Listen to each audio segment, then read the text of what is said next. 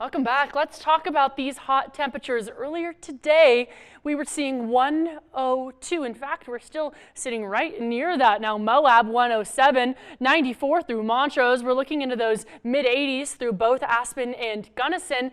Now, we'll notice that we were expecting 101, but as we get throughout, well, the rest of this evening, we're only decreasing in terms of temperatures.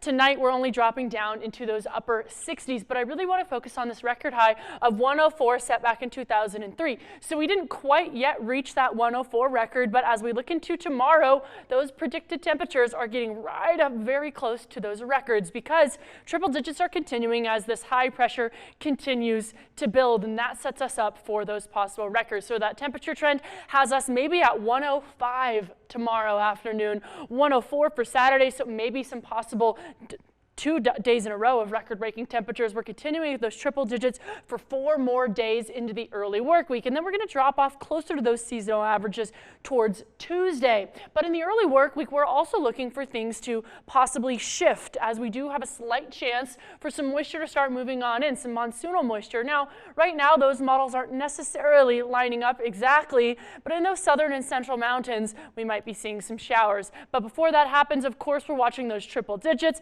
and I want to talk about this heat index. I talked about it yesterday. I'll talk about it again. We are sitting a few degrees, at least for what we're feeling, below those triple digits because that humidity is so low. But we'll notice that heat index drops as that moisture increases possibly on Tuesday and Wednesday. So might be feeling a tad bit cooler. But we'll notice in terms of that high pressure, this is what we've been tracking. It's currently setting some possible record temperatures through the Great Basin and still along the west coast. But it's bringing in all this hot airflow to us, setting us up for, of course, maybe 104, maybe 105 tomorrow. We're going to continue to see this heat advisory active at least until 9 p.m. on Saturday for Mesa County, and not just for Mesa County, but it's stretching over into those desert valleys, and we're going to continue to see that for the next 24, maybe even 48 hours. So if you do have plans to get outside, please keep in mind heat exhaustion could happen.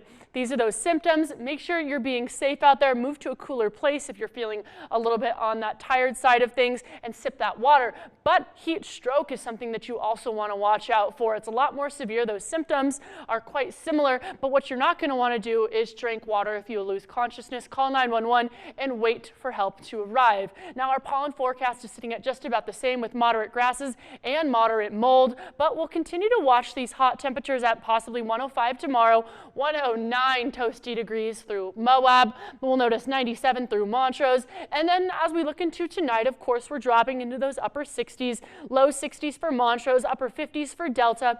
But I do want to focus on that possible chance for the monsoonal moisture as we look into the early work week. We're going to continue to see a dry Friday, a dry Saturday. Saturday night, we might see a little bit of some elevated moisture, but overall, we're not going to see any sort of considerable increase in humidity, considerable increase in moisture, at least until Monday, Tuesday, Wednesday. Now, Discovery Auto Group's 7-day forecast has those hot triple-digit temperatures on tap before a slight decrease on Tuesday and Wednesday, with the Montrose being not very far behind. Hottest day tomorrow, but then we do have those rain chances as we start the early work week.